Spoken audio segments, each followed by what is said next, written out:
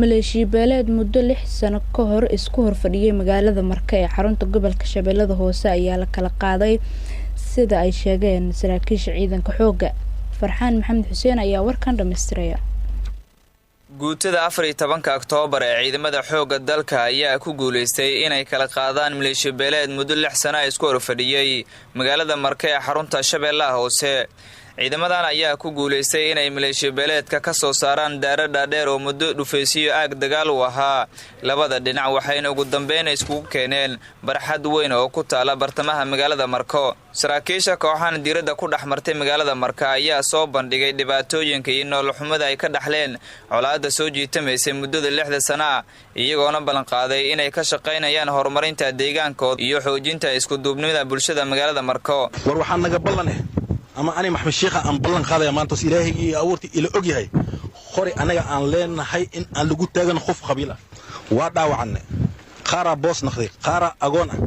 ay ilmo ka tagay oo ma jirtaa qof qabiil oo ciidankaas wax meel u saar kar ma jiraa oo qof qabiil maxaa ku dishay waxa laga yaabaa isbitaalka aad xataa inaad daawo toos helin oo calool xumo ka qaado qabiilka xataa ka tagtid war waxaan idin sheegaa ninkii wax ka faa'iido qabiil war waxaan ka balmeynaa oo hadda ilaahayna la og yahay khori qabiil cidi u qaadato ama hame noocaas u galo ana la dirray ama u sabaxay ama ana baxayo arintaas waxa weeye aad iyo aad qof kasta oo bini aadan oo damir leh oo Soomaaliya oo islaama ay maaragtay waxay u danqisay in la yiraahdo reer hebel baa Marka isku dilaya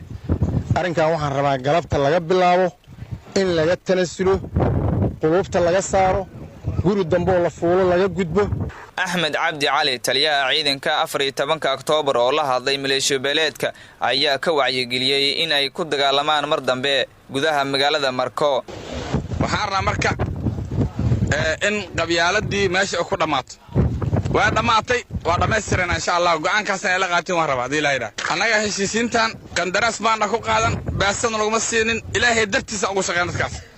in dhiiga la kala badbaadiyo dhalinyartaas isku cadowga ah hal cadow ay wada jeestaan waxaan rabnaa askari qoray ku wada kara oo 14 Oktoobar aan ahayn ma jiro. sidoo kale waxgaradkii magaalada Marka ee goobta ka hadlay ayaa tilmaamay in colaadan ay ahayd mid ay ka shaqeynayeen al-shabaab balse haatan loo midoobay sidii Shabeellaha Hoose oo dhan looga saari lahaa dagaalamayaasha al-shabaab. dhinaca kale shacabka magaalada Marka ayaa iskugu soo baxay fagaarayaasha magaalada Marka si ay u muujiyaan dareenkooda farxadeed ee ku aadan heshiisiinta dadka walaalaha iyo isku socodka magaalada Marka.